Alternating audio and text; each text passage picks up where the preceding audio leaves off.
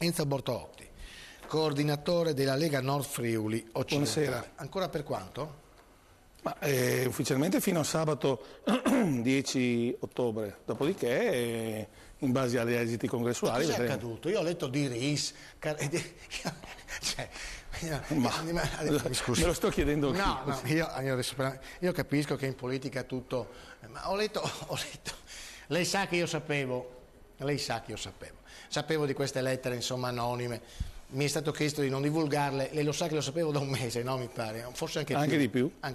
Lettere anonime dove insomma Bortolotti veniva dipinto come insomma peggio che il re degli usurai, insomma cattivo. Berlusconi insomma mortadella rispetto a lui, nel senso. Mi sento molto vicino a Berlusconi. Ma dico agli attacchi, insomma, una cosa incredibile. Questa mattina poi leggo insomma lettere anonime, denunce, controdenunce, addirittura i RIS. Poi non stiamo andando ai RIS perché ultimamente non ci indovinano tanto. No, vedo che ci indovinano più i RIS, ma sono i giornalisti. Nulla ai RIS, che anzi per l'amore. Ma cosa sta accadendo in Lega?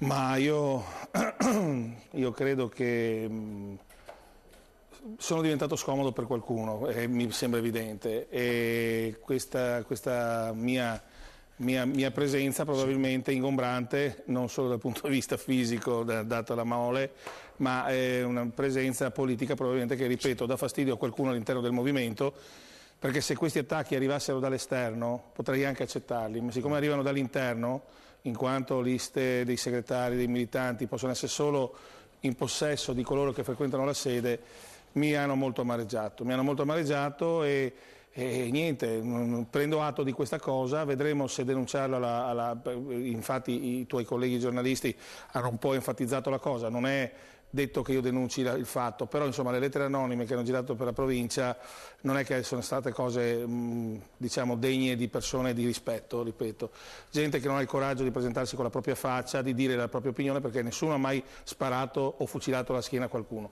Un congresso in un partito è un momento importante di confronto. Io avevo puntato, e lo dico qua pubblicamente, a una sorta di congresso non bulgaro, nel senso negativo del termine, ma come è successo per esempio per il segretario Violino di Udine, o come è successo per l'unità.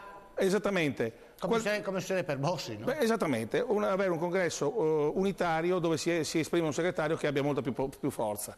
Qualcuno ha voluto a tutti i costi creare una frattura, è una piccola frattura, è una fratturina che vedremo come andrà a finire il 10 di ottobre, però io sono fiducioso che i militanti abbiano capito che ci ho messo molto impegno, molta passione, i risultati sono arrivati e vedremo cosa dirà il mio avversario, l'ho visto ieri sera tra l'altro. L'hai ascoltato, lui ha detto per rivitalizzare, per... Sì, avrei preferito sentirgli dire qualcosa di più nuovo, dire il movimento poteva fare di meglio, ma è ovvio, tutti possono fare di meglio, ma passare dal 9% di meglio. Sì, passare dal 9% di qualche anno fa al 25% di oggi mi sembra un risultato tutt'altro che, insomma, che esecrabile. Quindi, chi vivrà vedrà. Chi vivrà vedrà. Io ti ho invitato al congresso come ovviamente. E tu sai che vengo. E so che verrai e sarà da Zano X al teatro. Come tutti i congressi sarà un congresso aperto, democratico e vedremo cosa succederà. Grazie a Enzo Bortolotti, coordinatore della Lega Nord Friuli Occidentale.